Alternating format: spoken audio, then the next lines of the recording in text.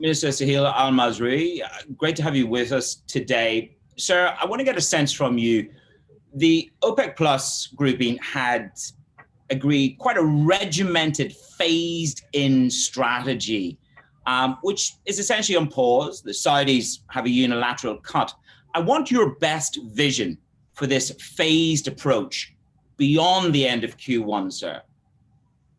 Well, first of all, Happy New Year to you and to everyone who's watching.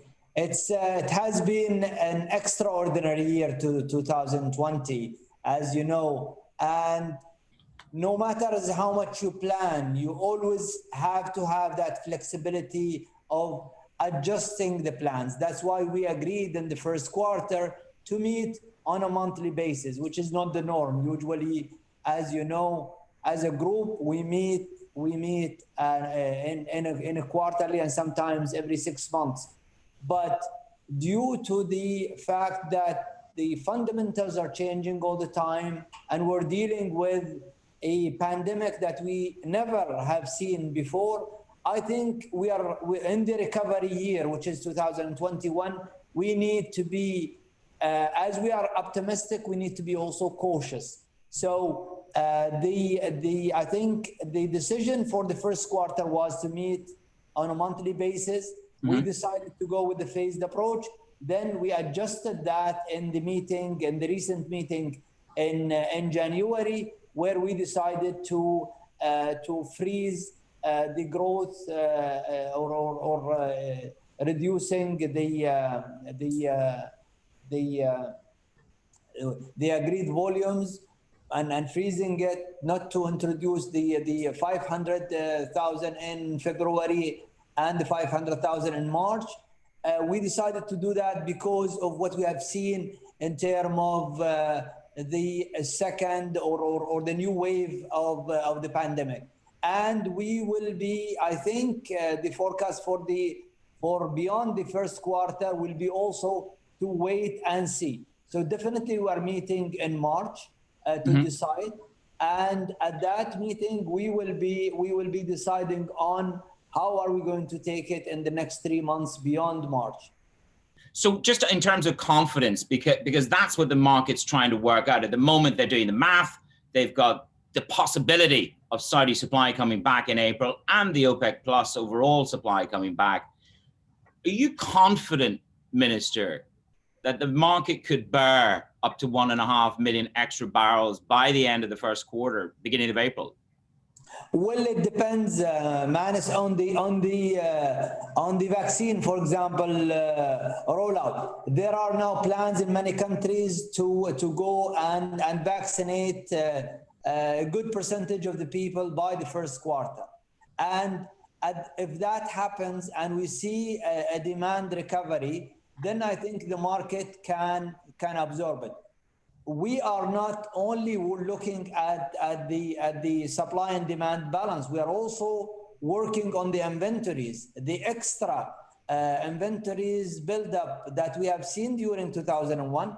We are also targeting to reduce that to a normal level, which will give confidence also to the producers. So that is also another angle that we are working with. Let's just talk about the inventories, Minister, because again, we're all talking about the 5-year average. I thought we'd left it behind, but no, we're back on the 5-year average.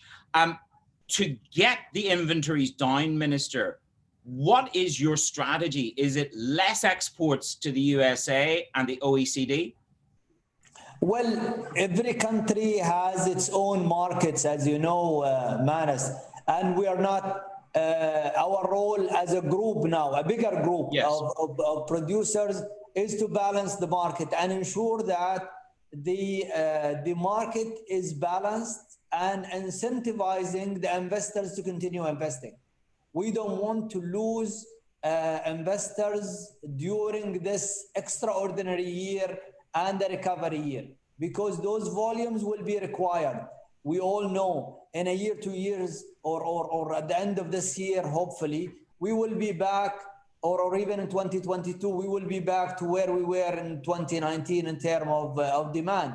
And at can you that time, balance the market? Do you expect to balance the market, Minister, this year in 2021? I'm more optimistic. Than the numbers because I'm confident that this group will continue working hard in ensuring that we are balancing the market faster than what we anticipated, and we have seen the recovery, I think, better than anyone was expecting in the first, and as we are going in the first month of the year. I'm optimistic that by the end of the year or beginning of next of 2022, we will see that balance. Now, your old friend Fatih Birol has spoken to us overnight, sir, and he said a big chunk of American shale will be profitable at the current levels. Do you expect to see more shale supply given the price action in the market? Well, I think we have all of the producers need to be careful, not to overflood the market. Mm-hmm. If anyone do that, then the prices will suffer, and the investors. I'm not worried about the prices per se, okay, because the prices are relative to the time. But I'm more concerned about the level of investments that all the investors need to put.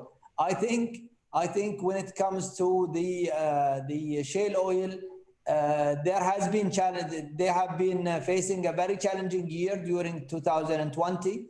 From the investors' point of view, it's not going to be easy to just go and build production, not knowing that and seeing the inventory levels where they are today. So I think they have to be cautious, and I'm glad that we have always that dialogue between us and them. And don't forget that the US have contributed to the cut during in April and in May when we met with them. So I think we have to appreciate what the US producers have done, the sacrifices that they put to balance the market at a very difficult time. I think they are wise not to jump the gun and overproduce during the recovery year. So you've cautioned now, you've sent a message here to the market about, look, don't flood this market. But the discussion with the people that I talk to say that Saudi Arabia's unilateral action, Your Excellency, opens the door perhaps to less compliance. No, I don't think that is fair to say to Saudi Arabia. I think Saudi Arabia have been, and especially Prince Abdulaziz, have been instrumental in this new rule, which is the compensation. And we have seen countries compensating the volumes that they have not complied to, and month on month they are doing their best. So I am optimistic that the co-chairs will continue their role. We are discussing the conformity in the JMMC, and we are a member. And I would like to emphasize what UAE have done. UAE have continued to become more than 100% compliant, and we are encouraging others. And all of the messages we got from the different ministers in those countries, they are committed, and they assured the JMMC that they are committed and they are doing their best to bring to reduce those barrels that were overproduced. The UAE, Saudi, and Iraq all managed to raise prices to Asia. I want to get a sense of how robust that demand side of the equation is geographically. Well, as you know, China have been the first to show signs of recovery in demand, and we are working on ensuring that the confidence between the suppliers and the demand countries are there. We are in talk with them. So the idea now is to ensure that we are we are producing at a phased manner to cater for that demand increase.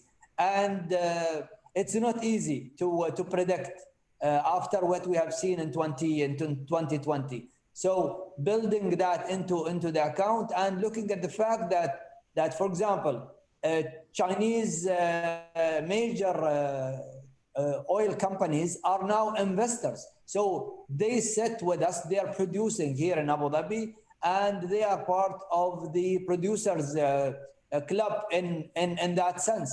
So I'm confident that in Asia, whether it's China or India or the rest of the countries, we are in more talk, and hopefully we will balance that demand increase in a more predictable way than before. Minister, can we talk about the big relationship, the OPEC Plus relationship? We've been through many dramatic meetings in Vienna and virtually. Can you give me your outlook for the OPEC Plus relationship beyond the expiry of the pact?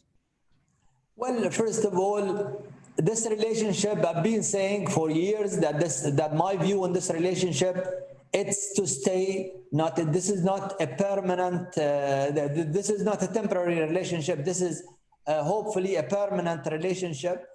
We have seen all that the part of the learnings that we carry on 2021 after 2021 is the fact that more producers need to work together during difficult times.